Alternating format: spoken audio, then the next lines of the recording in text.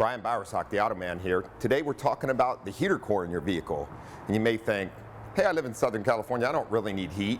But I will tell you this, there will come a morning during the winter months that you need to defrost, which becomes extremely important. We all like to see out of the window. So today we're talking a little bit about heater cores, keeping the system in good working order, etc. One of the most important things you can do is change out the coolant when required. If you have extended life coolant, we talk about 3 years or 50,000 miles.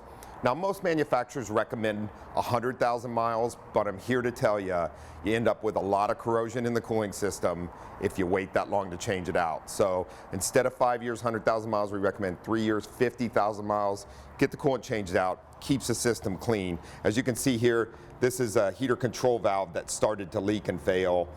The reason why is the corrosion caused by the coolant that's not changed out regularly, wears inside, and the plastic components start to leak, etc.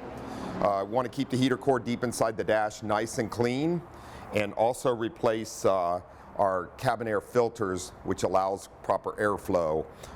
These are expensive to replace, so if you keep the system in good working order, you can save a lot of money in the long run. I'm Brian Bowersock with the West Automotive Group. For the latest automotive news and helpful tips, watch for The Automan, Fridays on the CW San Diego, sponsored by the West Automotive Group.